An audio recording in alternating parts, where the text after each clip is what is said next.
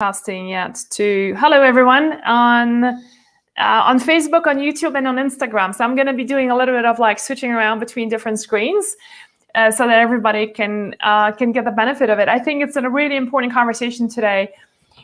I'm going to be talking about how to fix your sleep after 45, and something that so many of you are probably struggling with. I certainly feel like my sleep has completely changed ever since I hit 45. And it reminds me a little bit of, like how when you are in college, you can kind of like have 5 tequilas and go to bed and wake up the next morning like as if nothing happened. And then try to do this now, right? And if you do have 5 tequilas, I hope you don't, but if you do, you're probably gonna feel pretty lousy that morning. And so I feel like as we age, whether it's efficiency of our liver or whether it's overall inflammation, is just like we don't respond to things the same way that we did before. And so some of you might have, so who here has noticed like how your sleep was excellent when you were younger, and like the minute you hit the 40, 45, things have completely changed. And so I certainly feel that this was a big thing for me. And that's the reason why I started experimenting with my sleep and figuring out what really impacts it. And so a large number of these experiments were done on myself. However, we did create a whole checklist for you, and you can find that on hormonesbalance.com. If you look at the blog posts, for those of you who are on YouTube or Facebook, the link is gonna be there. Kamalani is gonna post it there for our latest article. But on Instagram, just head out to our website, hormonesbalance.com, and you will see it there. So I wanna just walk you through what are the different reasons why you're not sleeping. And they're all gonna be different for every person, and we need to be very respectful of that. So my research came from 2 sources. One is reading the book, Why We Sleep by Matthew Walker, PhD. This man is all about sleep and nothing else. And really brilliant research and resource to consider. The second one was my Oura ring, which I'm wearing right here. This was my Christmas present for myself last year. And for me to figure out what's going on with my sleep, because by using that, then I can see it on the app right away, wake up in the morning and see, okay, what were my markers like? And I'm going to show you some of them and what's really been impacting sleep. So before I dive into the specific solutions and the whole checklist, and I'm going to go over most of those points here today, what I want to do first is just kind of set the context a little bit here. So the first thing that, is I feel like it's really empowering to talk about this is because sleep is something you can actually change. You can't control it. There's a lot of things like having some genetic stuff going on, or, some very adverse COVID happens. Like you have no control over that, right? And what the government is going to make us do. Or your spouse gets sick. You have no control over that, right? So there's a lot of things that we can't, but we can control sleep. And as much as many of you might feel right now that there's nothing you can do about your sleep, I want to challenge you to saying it's because you haven't tried it all yet. And so that leads me to the next point, which I know many women say, you know what, I've tried it all when it comes to sleep and nothing is working. And so we kind of surrender either to sleeping pills, which will never give you the kind of quality of sleep, especially deep sleep, that you need, or we just suffer through it throughout our lives. And so what I want to challenge you on is when you say to yourself, not just with sleep, but with anything else, with a healing journey, is when you say to yourself, I've tried it all, and then it's a very limiting belief. And a limiting belief means that you kind of shooting yourself in the foot with this kind of belief, because it is you closing up your eyes to, and your little, like you create these little visors here, right? That limit you to seeing possibilities outside of what you already tried. And I want to give you a quick example here. A year ago, I went to get my thyroid scanned, right? So I went to get a sonogram, and the technician who was performing it was first thing in the morning. She was pretty dysfunctional. And she said to me, I'm so sorry, I have to leave you here. I need to go and get a coffee because I just cannot function without it. I've asked her what's going on, and she said that she has not been sleeping for the past 5 years. And she says to me, and she's got all these diagnoses from her doctor, and she says, and I've tried it all. So, I thought, okay, well, but I'll just ask her anyway. And so I started asking her, has your doctor tried you on magnesium? She says, no. Have you got your progesterone checked just to see, because, she was like in her late 40s, right? So classical low progesterone starts happening then. I'm like, have you had your progesterone checked? No. Have you been told not to look at your screen and block out your blue light at night before going to sleep? She says, no. And I said, in a very gentle, kind way, I said, well, then you haven't tried it all. She laughed, and I referred her to my resources, and I hope she looked at it. And so that's what I'm just trying to communicate, is that don't limit yourself with, maybe you've tried a couple of things. Maybe you tried magnesium, maybe you tried progesterone, maybe you tried blocking of your blue light, by using various glasses, and that hasn't helped you. But you know what? Guess what? Ta-da! I've got a whole list here for you, and there's a lot more than just these 3 things that I mentioned. So let's dive in. And as I'm talking, I welcome all of you to also share with us, like, what has helped your sleep. There is somebody mentioned here on Instagram just now that ever since she added progesterone, has really helped her a lot. It's awesome. That's not surprising at all. All right, so let's dive in. I've divided this sheet into, actually, it's really, okay. So I've divided that into categories: food and drinks, herbs and supplements, heat and humidity, elimination of blue light, hormones and neurotransmitters, calming your thoughts and body, elimination of disturbances, and some other factors. Okay, so let's go over that. Now, the cool thing is, for those of you who are joining late, we have a new article that just came out, and it's posted on hormonesbalance.com. You'll find it there. Kalmalani has also posted the actual link, as well as the checklist, you guys. You can go and print out the checklist. So the reason why we created like this, so that it's a PDF, you can print it out. And the reason why we have these boxes here, can you see all these boxes here we have, right? Is that we don't want you to anything, but we encourage you to check one thing at a time as you're trying things. So that's my other thing before I dive in, is when you're testing various things that I'm going to cover today, be sure you try one thing at a time, because sometimes when we use 2-3 things at the same time, like, you don't know what really has worked, and it can be discouraging. So, I feel like sleep responds pretty quickly to the changes you're making. So it shouldn't be taking you too much time to start feeling the difference. Okay, so let's dive in. And keep a journal, yeah? Keep a journal. Well, what are you doing and how it works? All right, first one, anti-inflammatory diet, reduce overall inflammation. So I'm not going to harp too much on this one, but I've had many people in our community at Hormonal Balance telling us that ever since they started the elimination diet, so whether you follow our blog, you have any of my cookbooks, the Cooking for Balance, or Overcoming Estrogen Dominance, all our recipes are based on the elimination diet, meaning that they're free of gluten, dairy, soy, corn. They're very low in sugar. And so just bringing the inflammation down can help tremendously.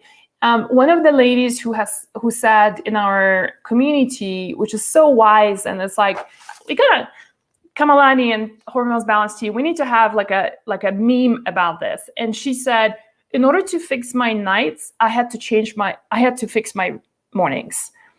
And so she basically changed her breakfast and brought the inflammation down by doing breakfast. I'm going to talk about breakfast in just a second, because I know it's kind of counterintuitive to be fixing your breakfast in order to sleep better. You're like, this is morning and this is night, what's going on? But you know how it is. Sometimes you change one thing and it impacts the other, right?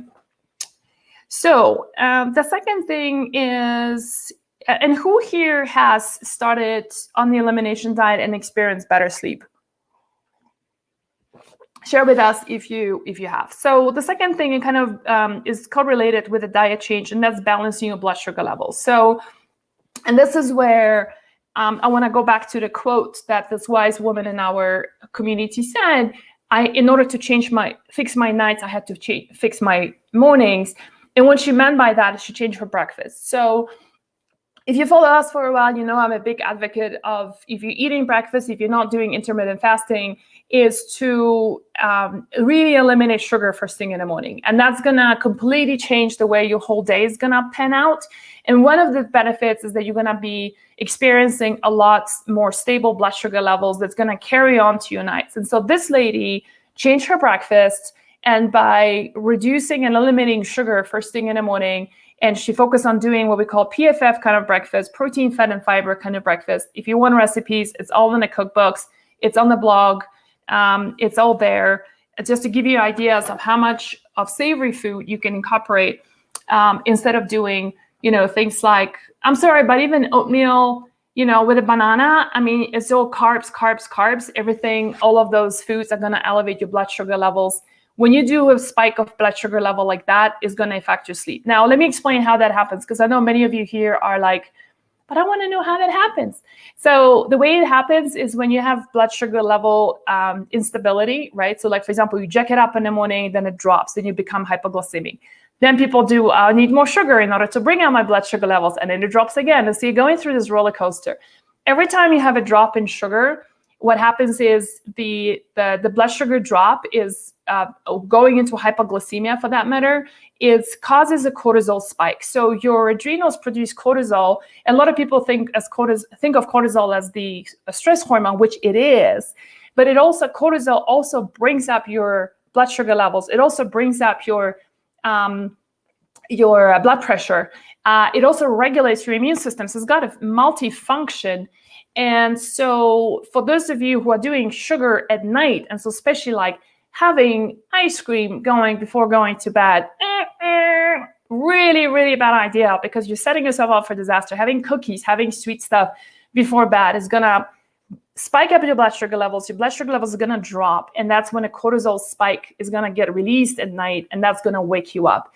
And combine that with maybe high inflammation and low progesterone levels, is a disaster. You can't go back to sleep. So many of you report to us saying that you have no problem going to sleep, but then you wake up at 1 and 3 o'clock in the morning, which a lot of people call it the liver hour. Yes, it can be, but it doesn't have to be just liver. It could be a lot of other things, such as blood sugar levels. And that's what wakes you up. So my recommendation is that if you skip the sugar, I'm going to talk about alcohol in just a second. Alcohol also, ethanol converts to sugar. So it's actually a form of sugar. So that will be giving you the same effect. So having something like, if you want to really have a snack, do something like a keto snack, do something like nuts and seeds, do a dessert that's very low in sugar, et cetera, or just skip it altogether. Let's see, there's other under the food and drinks, there is another point here about less liquids before bed. So less liquids before bed, I think that's a no-brainer. Don't go and drink like a whole quart of water like this, and then, it's going to wake you up. And if you're already struggling with staying asleep, then this is definitely going to be, that's going to be waking you up. So, having maybe a cup and a half of water, if you really need to drink, or less, is actually a much better idea.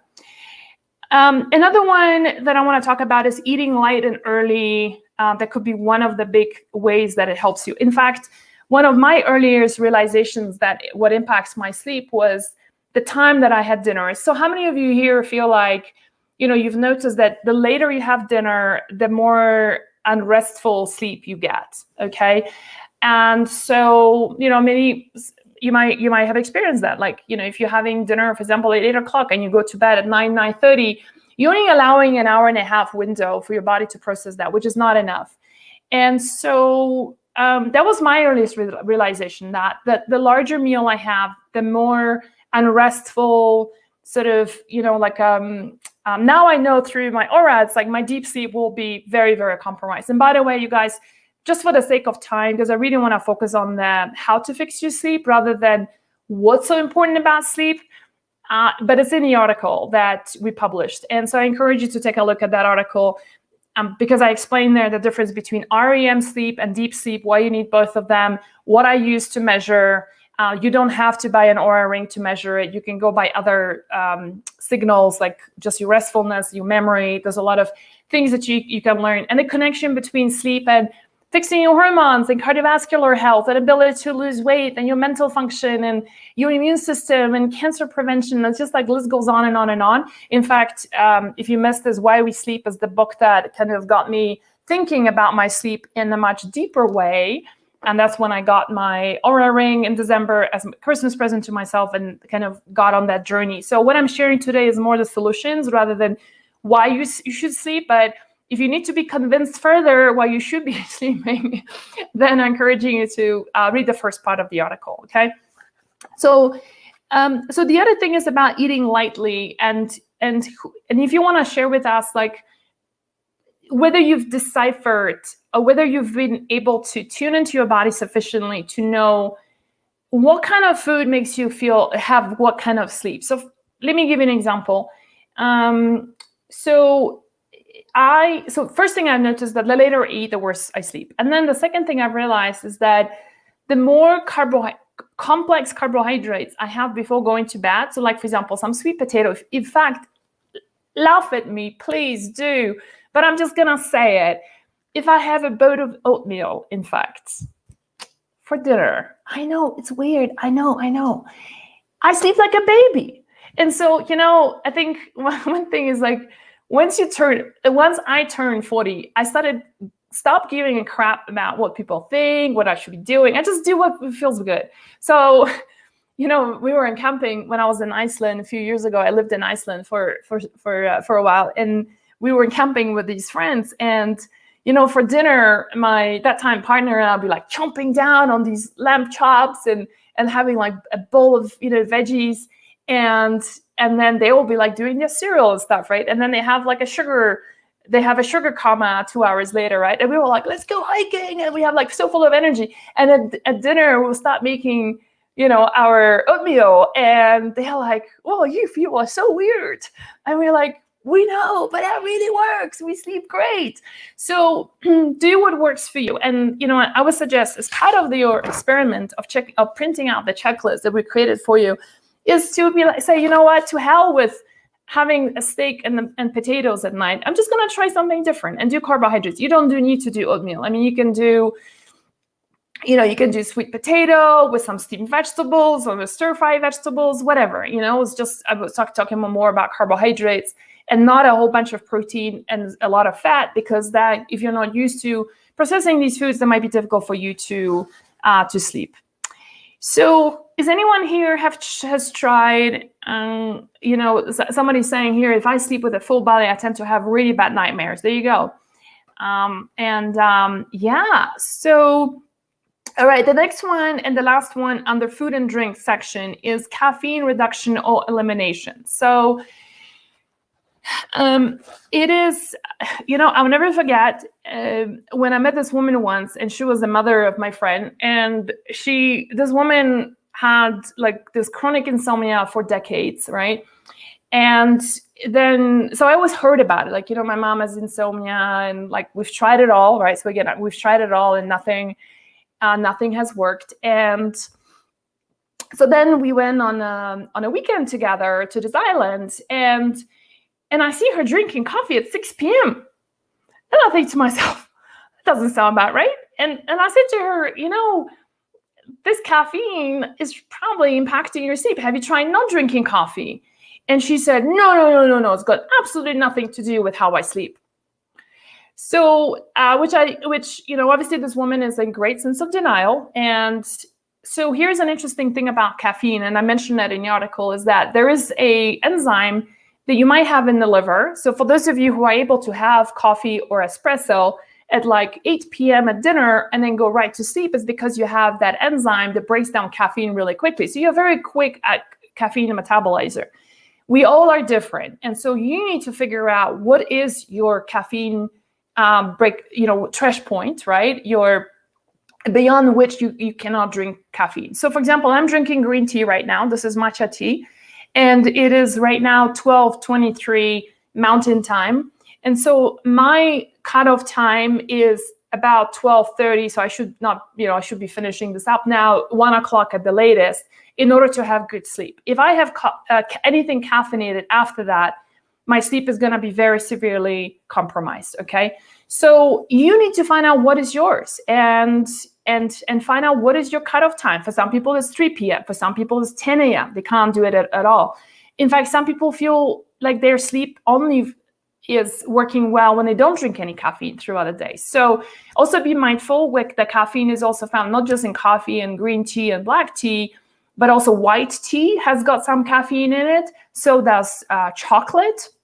That reminds me also of chocolate. One of my very close friends said to me that when she has chocolate, she has nightmares.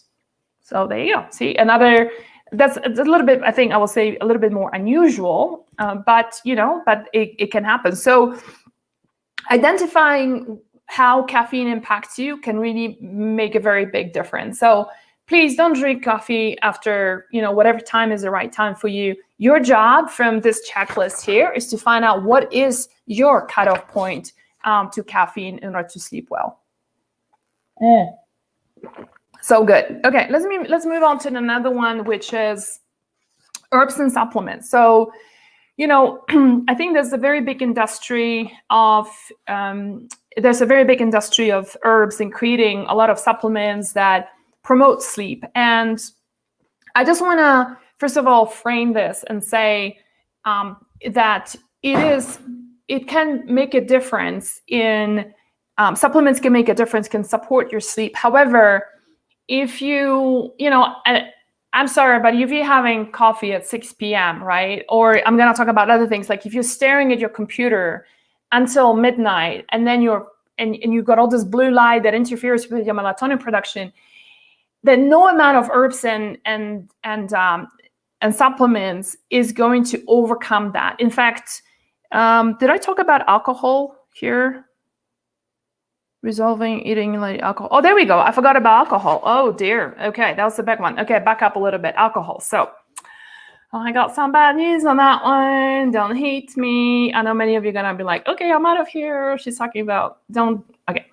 So a couple of things with alcohol. One of the big things in the book, Why We Sleep, Matthew Walker says that research after research after research, including my own research, shows that even a glass of wine before bed just completely destroys my deep sleep. And so one of the things you will see in the article that we posted, that the latest article on hormonalsbalance.com and how to fix sleep up to 45, is my markers I'm showing you on using my Aura, where there was like 92 sleep. So that's the overall marker. It was 92 when I have a really good night's sleep. And then there was a night that I'm showing when I had, in the afternoon, not even at night, in the afternoon, I had 2 glasses of wine, good quality wine, not some cheap wine with like full of sulfates and all sorts of preservatives that really mess up my liver. No, really healthy wine. And in spite of that, my sleep dropped to like 62, I think. So from 92 to 62 or 60 or whatever it was. And my deep sleep was decimated, okay? In the article, I explained the importance of deep sleep. One of the things that happens in your deep sleep, just FYI, is that your brain actually shrinks.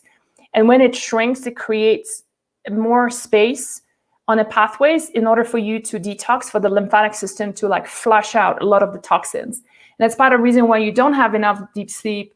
What happens is you have a lot of memory issues. You don't remember what happened the day before. You have a problem retaining memory. There is now a connection they're finding between deep sleep and Alzheimer's, and the list goes on and on. So, and it's all there in the article. So alcohol, again, it depends on how you metabolize alcohol, and depends on some of your genetic SNPs in your liver. I think it also depends on when you drink it, what kind of alcohol you drink. There's, if you're drinking like cheap tequila or cheap wine that costs you $8, right, $12, rest assured that this kind of alcohol is never going to be great. And it's going to compromise your sleep in a huge way. The better alcohol, the higher end alcohol, the better it is. And so we've got some recommendations there. But the bottom line is, if you are really struggling with sleep, really the best thing, the biggest favor you can do to yourself is to not drink at all, okay? I know many of you don't want to hear that. I'm just saying, don't shoot the messenger, okay? One thing that I've discovered, some people swear by this, including people who have a lot of histamine problems. Have you seen this before? Let me show this to our Instagrammers first. It's called the wine wand. The wand, rather. The wand is right here. The wand right here. You can get it on Amazon, and so it's a wand that you basically it's one usage thing. So it's a wand. I don't want to open this up in case I want to give it to a friend, but basically you put this in your wine, you stir it, you leave it there for a period of time, and it's supposed to remove all the histamines and sulfates. I personally have not felt like my sleep has improved with the one, but there's a lot of people who feel like it has. So you got to check it out for yourself. And if you really, really, really want to hold on to the glass of wine, you see all the glasses of wine up there, like I love wine too. But I think you guys know about the 80-20 rule of living your life, right? 80% is for health and good sleep. And then 20% is just like having fun. And so, if I want to go out with my friends and have a glass of wine, I'm going to do it. So even if it means I'm going to have compromised sleep, it's like, I'll be like, sometimes you just do it. All right. Okay. So I was beginning to talk about herbs and supplements. That's the next section of our article. And, we're giving you a whole bunch of herbs there that are sedatory, calming and sedative. And so, a good combination of herbs is not just to sedate you, but it's to calm you first. And the logic behind it is that, for example, if you're doing things like lemon balm and chamomile, those are herbs that really calm you down. So your thinking is going to slow down a little bit. You just feel like, oh, life is good again, right? And then you couple that with a sedative that actually knocks you out. If you're just taking a sedative itself, such as, for example, valerian, a high dose, or CBD even for that matter, or like Californian poppy, those are some of the heavy sedatives. What happens is that it knocks you out, but you don't have a very restful sleep because your body hasn't been calmed down. Your nervous system is still very overactive, which is working with whatever is processing. So that's a pretty good strategy for your herbs. And we have some herbs that I mentioned in the article. You can check it out. There's a couple of supplements that have obviously gained popularity. So I'm out of all of those, I'm going to talk about magnesium, GABA, CBD, and melatonin. So magnesium is, I feel it's many of you here have already mentioned. So thank you for sharing those about magnesium. And if you're craving chocolate, cacao, if you're having a lot of insomnia problems, if you're having like body pains and aches, if you have problems with arrhythmia, if you are having a lot of cramps and body pains and aches, there is a high chance you're having magnesium deficiency. And just upping your dose is not going to do any hurt. The worst case that can happen, you just go up with the dose until you get a loose stool, then you back off, and then you know what is the dose that you need for magnesium. The magnesium that you do not want to take is magnesium oxide or magnesium malate. Oxide is a cheap form and is very ineffective. It's going to give you GI problems. And magnesium malate is highly energizing. A lot of people can't do it before night. So the most calming kind of magnesium is magnesium glycinate or glycinate, depending on how you want to pronounce it. And that's the one that I certainly take. My whole team takes it too before going to bed because it is a really wonderful calming form of magnesium. How much to take? It really depends on how depleted you are. You could start off with 300 milligrams and then go up, like I said, until you get a loose stool, then you can back off.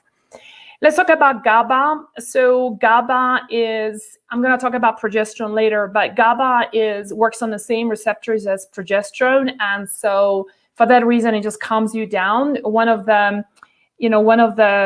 symptoms of low progesterone is having a lot of anxiety and starting getting like really anxious and nervous about things that you never did before. And so that is, GABA can calm you down a lot. And so there is, you start off with 100 milligrams. I think the sweet spot is like 300 milligrams up to 500 milligrams. There could be another one. But again, don't use GABA just to knock you out while you had 3 glasses of wine before going to bed. Okay. Or because when you had a cup of coffee at 6 p.m. and you're expecting GABA to kind of resolve it all. I'm sorry to say, but that's not the way to get quality sleep. And I can tell you from experimenting with my Oura Ring over and over again is that I've done many experiments and I have long log of things. That's why it took me 8 months to write this article, right? Is that, for example, if I have a glass of wine and I'm like, I'll take some GABA. I'm going to talk about histamines in a second. And I take some antihistamines, they're like DAO enzyme, and see whether I can quickly degrade all these histamines, and then I can really calm down my brain. And then I should get high quality sleep. It helps rather than not, but my deep sleep is still decimated. Typically, on an average night, I get an hour and a half to an hour 45 minutes of deep sleep, and that's a very healthy amount of deep sleep. And if I have alcohol or anything, like look at a screen, we're going to talk about that in a second, then my sleep will go down to like 25 minutes, 35 minutes, and it's in a red zone. And my following day, my brain is not as sharp. Okay, so there is that. Okay, let's talk about my other favorite thing, and that is elimination of blue light. So that's a big one. Blue light is emitted by all of the electronic devices. So here we're talking about a laptop, your desktop, your phone, your iPad. What else am I forgetting, right? TV screens, of course, right? So this is a big one. And the problem with blue light is that it reduces or suppresses your pineal gland, which is inside your brain. Your pineal gland produces melatonin. And you might think, well, you know what? I want to read. I want to be on social. Give me a break, Magdalena. Like, stop telling me what to do. So, because I'm going to take my melatonin to replenish, right? Unfortunately, and Matthew Walker talks about that too in the book, is that unfortunately taking melatonin to replenish for the lost melatonin because of staring at a blue light is not going to cut it. We don't know for sure why that happens, but let me tell you, tried it all, tried 5 milligrams, they tried 10 milligrams, which is pretty high. And I just felt like I took a sleeping pill, basically. My deep sleep was still in a shites, and I just didn't feel rested when I woke up, which I think is the most important, one of the most important factors when you feel what's working, what's not. So a couple of options. It's all in the article. You can practice. You can do a couple of things. There are some softwares that you can install on your computer. The new phones also have a lot of those features of like blocking the blue light. However, I have found that they alone don't really work 100%, especially if you're more sensitive. So, and depending also how long you look at it before going to bed. So the general practice, the ideal, is to not look at any electronics for 2 to 3 hours before going to bed, an hour preferably at least, zero electronics, which you can do something like a breathing exercise, do yoga during this time. We're going to talk about those in a second, or meditation or a breathing exercise, okay? Or, call a friend, just don't look at the screen, right? The other option is like, if you must really use that, then there's questions about where to find the article. So it's on hormonesbalance.com, which is my website, and it's the latest blog post. It's called Fixing Sleep Up to 45. So you see all the products that I've tested, and so there's a couple of different options. One is, yes, those softwares that block blue light, I don't find them to be super effective. So there's a couple of there's glasses that you can purchase. There are some clear glasses. They block about 40% of blue light. Then you have the orange one, the yellow and orange ones. And then you have the real hardcore ones that are red ones. And I forgot to grab them right now, but it's the red ones are, you just like see everything in red. You watch a movie and everything is red, and you kind of like I keep taking off, like, what's going on here? Like, I want to see the real thing. Like, so, it's better than nothing, right? But it's, but those are options that you have, okay? I think if you install the software on your laptop, for example, if you must work and you combine it with those yellow glasses, you're in a pretty good place of blocking those blue lights. I'm not going to talk about EMFs because I feel like it's an area that is still kind of disputed. But what I would encourage you to do is to tune into your own body and see, if you sleep with your phone next to you that's turned on, does it compromise your sleep? Versus just, the best practice really, even just for your emotional health, is just turn off the damn thing, right? Or put it on sleep mode, airplane mode, right? And that way there's low EMFs and stuff. But turn it on one night too and see how it impacts you. It really, the things that will impact you is going to be different than what impacts me, okay? Good example is like we talked about a little bit about supplements. One thing I forgot to mention is CBD. So, some people can't live without it, right? And I respect that. If I take CBD, because the CBD we are talking here about has to have the psychoactive component, right, in it in order to work. And the issue is that, like, I don't tolerate it well. I wake up and I feel like I'm almost hungover. If I make up in the middle of the night, I feel groggy. I've tried different doses. It just does not work for me. So, but you know what? There's a lot of people who live on CBD. They can't function without it. So I want to, let's be respectful of each other's differences. If it works for you, great. But if it doesn't, then find out other things that's going to work for you. Somebody's asking about histamine. Yeah, so let's come to the next section. And if you're coming in late, excuse me, I'm going down the list of the checklist that I created. It took me 8 months to put this together. So that you guys can implement it and hopefully improve your sleep, because we all know how you feel when you don't get a good night's sleep. And sleeping pills don't cut it, you guys. They just don't. You don't get deep sleep with sleeping pills. Okay. And the thing is also, when you think about it, is that when you don't sleep, it's not just about sleep. It's something else that's going on that's causing your sleeping problems. So what I think empowering about uncovering what's causing your insomnia is would also help you understand what are the imbalances that you need to fix in order to get high quality sleep. And so some of you might realize, like, actually, when I address my progesterone, which is I'm going to talk about next, my low progesterone, not only am I sleeping well right now, but I'm actually really calm, and like all my anxiety is gone, or if you stop drinking alcohol, you might suddenly realize that, like your anxiety has improved, and your body odor has improved, and your mood has improved, and your periods are much lighter, and your lumpy breasts have disappeared, and your estrogen dominance is a lot easier to manage. So I think it's so powerful to work on this checklist, you guys. Is not just your sleep is gonna change, but probably a lot of other things that's been bugging you that will go away as well. All right, let's talk about hormones and neurotransmitters. So there's three I mentioned. One is low progesterone, optimal estrogen levels, and histamine levels. So let's talk about progesterone first.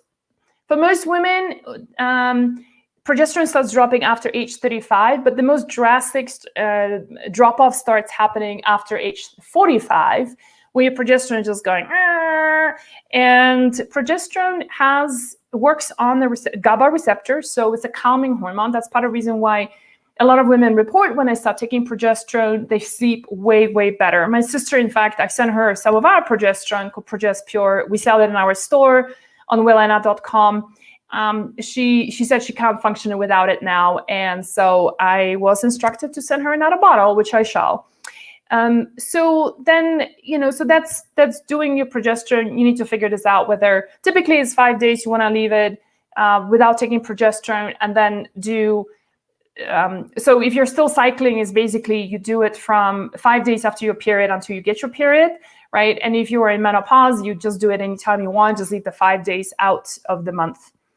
Optimal estrogen levels, a couple of things happening here. High estrogen as well, low estrogen can be causing insomnia. And the way this works is that high estrogen is as your estrogen dominance, which messes up your progesterone, your cortisol levels a lot of the times. I'm not going to go into the biochemistry of that, but so a lot of women who correct their estrogen dominance also sleep better. For many of you here, because the age demographic who's listening to this, your estrogen levels also begin to drop, and you might be experiencing hot flashes at night. So who here got woken up before because of a hot flash? And then you go like, oh, the sheets are hot, the husband is hot, the dog is hot. Or like, no, it's a hot flash. And low estrogen is something that a lot of doctors refer to. What's really interesting is how few people also talk about your blood sugar balance. I have found that a lot of women correct their estrogen levels and they still have hot flashes. Why is that? I have found is because of blood sugar balance. It's your blood sugar that's causing inflammation from a lot of inflammatory foods. So if you do the things that I talked about earlier in this video, so correcting your blood sugar levels, start off with a PFF kind of breakfast, don't do sugar before going to bed, abstain from alcohol, and if you really must drink, have it with some protein, just to cushion off the effect of alcohol. on your blood sugar levels, then you will see a lot better quality sleep as well.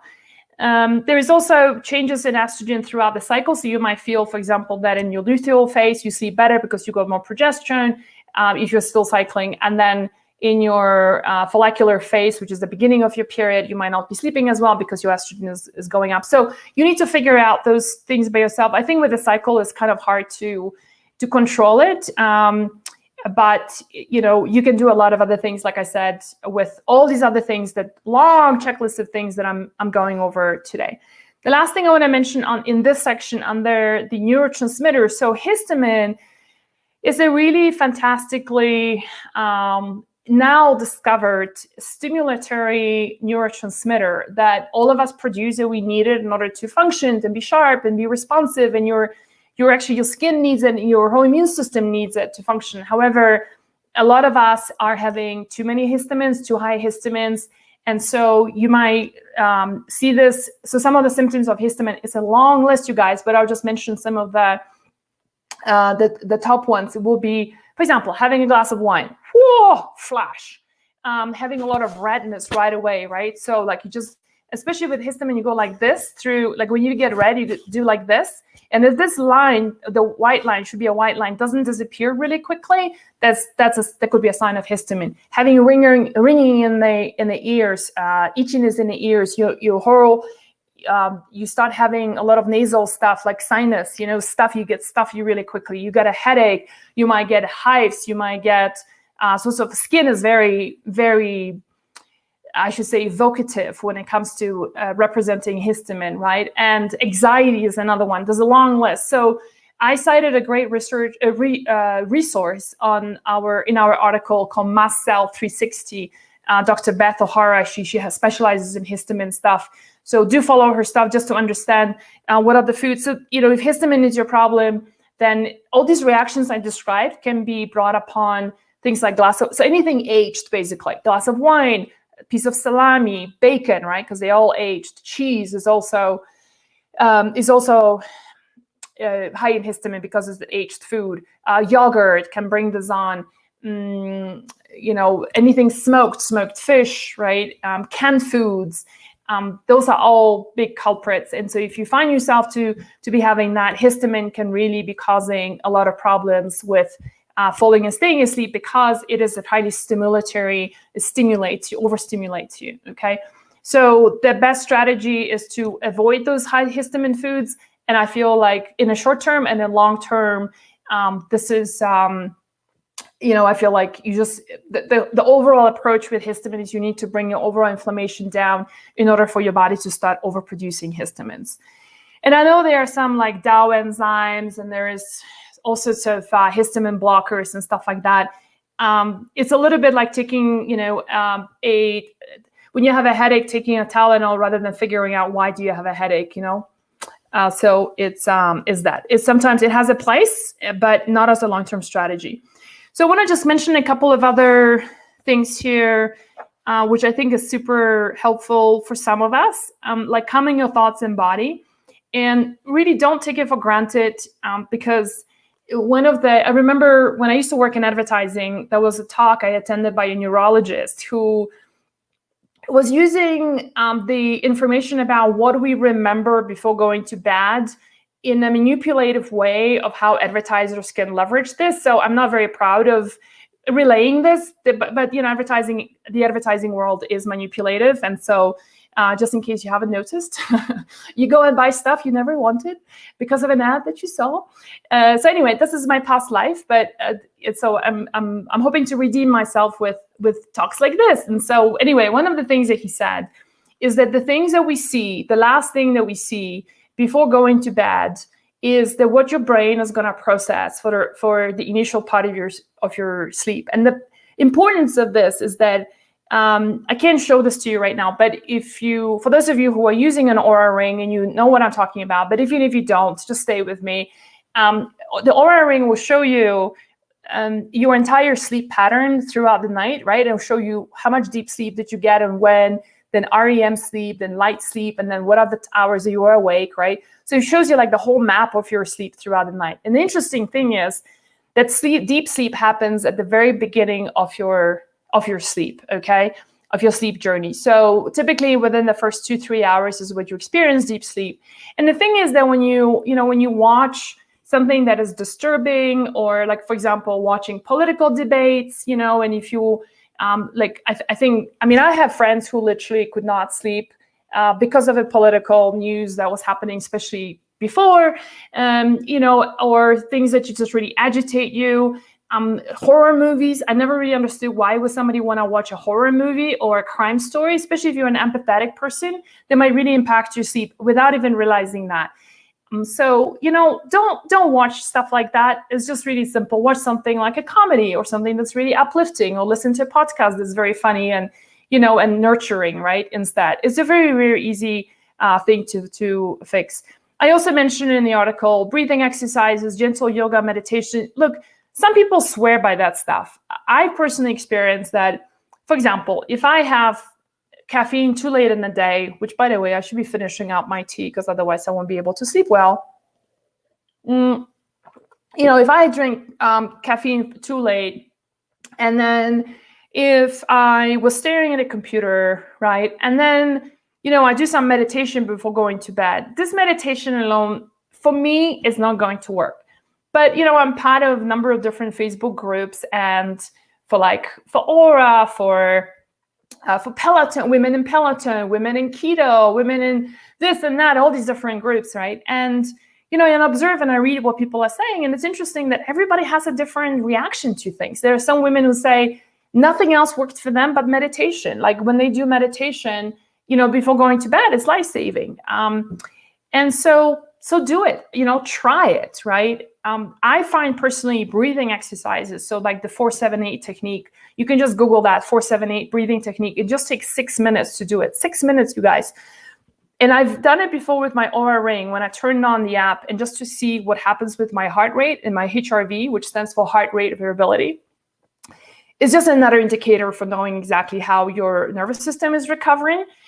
And I can tell you within 6 minutes, it's so transformative. I just go from, like, let's say if I'm really stressed out about something, or if I'm really angry about something, right? And I put on my ring and turn on the app, and 6 minutes later, it's just like I see complete transformation of all my markers, right?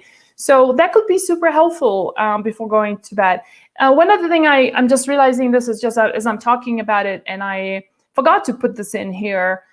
So I added this article shortly, but it's about writing things down. Who here has tried writing things down before going to bed, especially for those of you who are having like a super racing mind? That's when you want to take like those calming herbs, not the sedatives, but the calming herbs like the lemon balm, do some chamomile, right?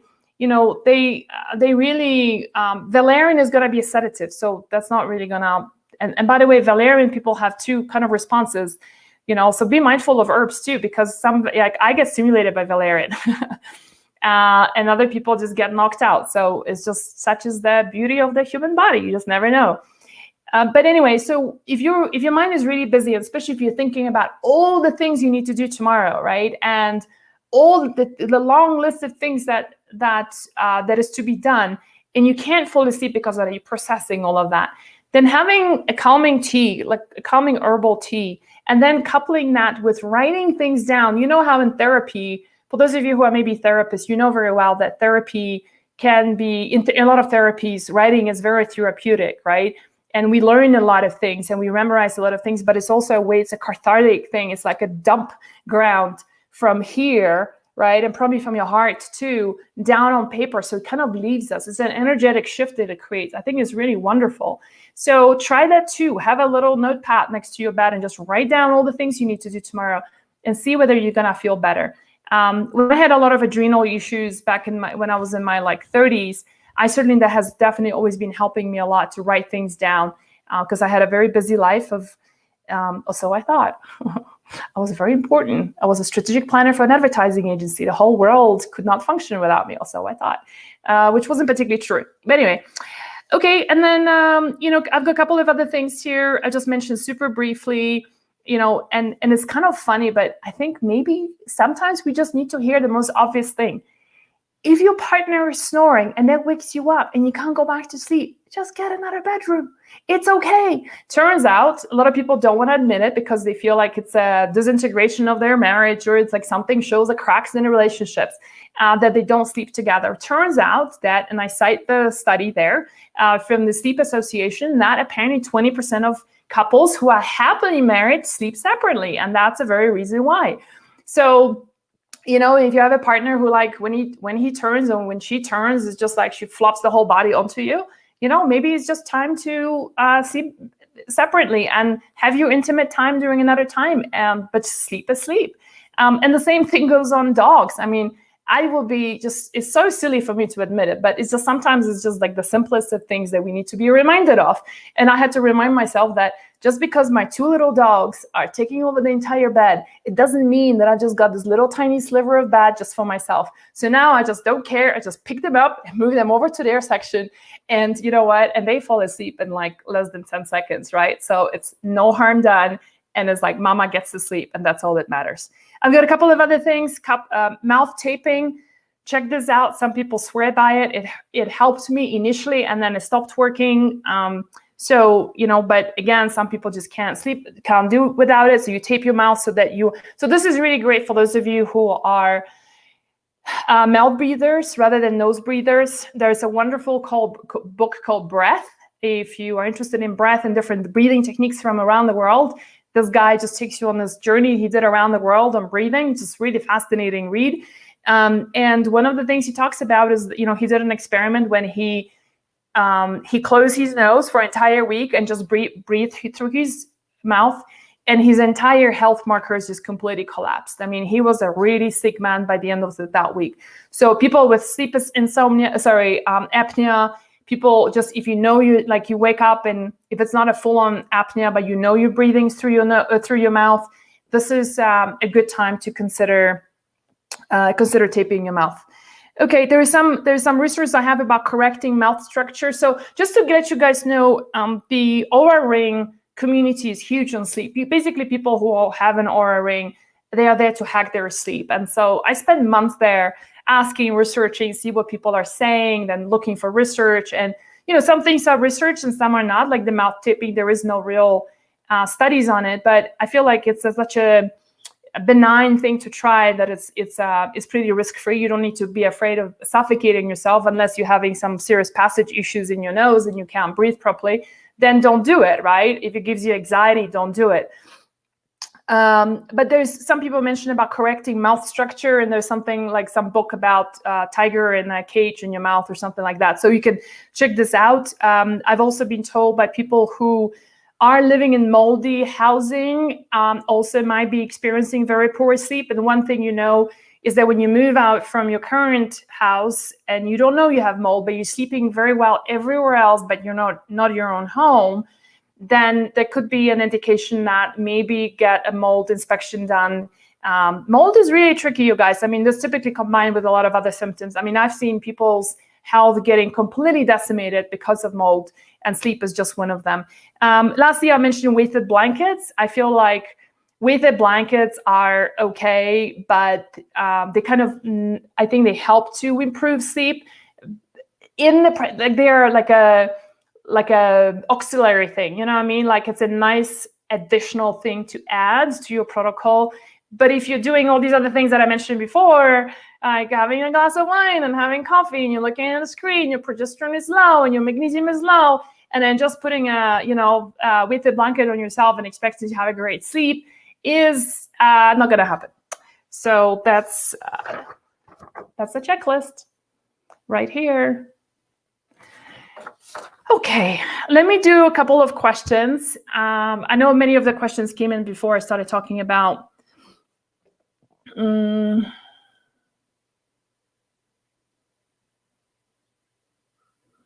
Yeah, so thank you for all the thank yous.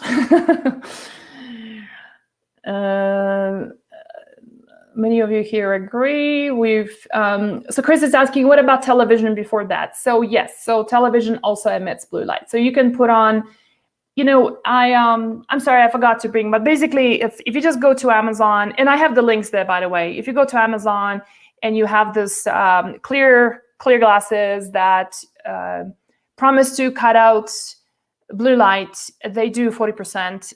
Then try that and see whether that's enough. And it's not going to interfere with your experience of watching television. Tamara is saying, dark chocolate is better. It makes me feel happier. Cool. But just remember, so it's an interesting paradox, right? Because chocolate is on one hand full of magnesium that could help you sleep. On the other hand, it also contains caffeine. So it's not for everyone. You need to figure out for yourself. Claudia is saying, glad you said about carbs in the evening. Found that to be true too. Sleep better, but still not through the night. Okay, Claudine. So the question is, what can you do? What else can you do from the checklist? So, hey, you guys, I don't want to stay on for too long because also Instagram, I think, only allows me to go on for an hour. So I'm just about to get cut off. There's questions about beer and histamine. Yes, so beer is one of the highest histamines alcohols. I talked to my friends who specialize in histamine. They say that the foods that are lowest in histamines, the alcohols lowest in histamines will be things like high quality vodka, whiskey, I think, and gin. However, don't forget, it's still very high histamine. It's just a little bit lower than everything else. So let me see. Let me just take some questions from Instagram before I got cut off. I'm not hot, but I do get night sweats at times. Is that the same thing? Yes, DeMarco Rose is saying, yes, it is. And so look at blood sugar balance, low estrogen, as well as fixing your, and then lowering inflammation. So I talked about where the article is. Is it recorded? Yes, I'm going to post it on IGTV right after this. I make my own magnesium oil and rub it on the desired area. Yes, that's also very cool. And topical magnesium, by the way, you guys, also gets into your lymphatic system and acts as a magnesium replenisher. We have one in our store called Quick Magnesium. Where do you get Whoop from IV? Never, I don't know what that is. I don't have an aura, but I do have Whoop. Oh, I see. And wake up in the red, very low HRV with just a glass of wine. Alejandra, I say. Yeah, so, it's all very personal, right? And, it's like I said, live the 80-20 rule. You have it once in a while, but it affects you. The other reason why it can affect you is because you have histamine issues the way I do. So I have genetic SNPs for being super slow in degrading histamine. So my reaction to histamine is always going to be higher compared to someone who doesn't have those SNPs. But respect that. And, HRV is a great indicator of your overall health. So that's super important to fix this. Okay. If I sleep with a full belly, I tend to get really bad nightmares. Yeah, thank you for acknowledging that. I've been eating early now due to me getting up throughout the night. Okay, awesome. I hope this is helping you. So I think those are the main questions that I'm getting on Instagram. Let's see what we have. Is anything else that we have on? I just want to say bye-bye to our histamine audience. Sorry, it's our Instagram audience. It was so great to have you guys, and I will see you next Thursday here for another one. So bye for now. All right, I'm gonna stay on here for 2 more minutes and see if we have any other questions that we should be. Yeah, so we have Victoria's asking about night sweats. So it's the same thing what I mentioned just now. Night sweats and night hot flashes will be in the same category. That means you can fix it the same way. Just to let you guys know, I forgot to mention that earlier, is that part of the reason why I had to stop drinking coffee was actually drinking coffee, not caffeine, all of it, but coffee was actually giving me night sweats. I never had really hot flashes, but it was night sweats. And I would just be like, wow. So stopped coffee and all my night sweats went away. Should I have my progesterone checked? Tamri is asking. I think it's always a good idea, Tamri. We like to use, if you can work with a provider and getting saliva testing, that would be really cool. And just don't do blood testing. So either urine or saliva are the best for that. So yeah, and other than that, you kind of have your symptoms to go by too. So that's another way to know. But yes, I'm a big fan of testing as well. All right, everybody. I hope this was helpful for you. And what I would love to hear from you as you're finishing up listening to this and you're watching us on replay is, can you please let me know what are the things you're going to do from our long checklist on the best sleep that you think might be helping you. Okay, just let us know, and I'm super curious. Okay, thanks everyone, and I'll probably see you next week. Thanks, bye.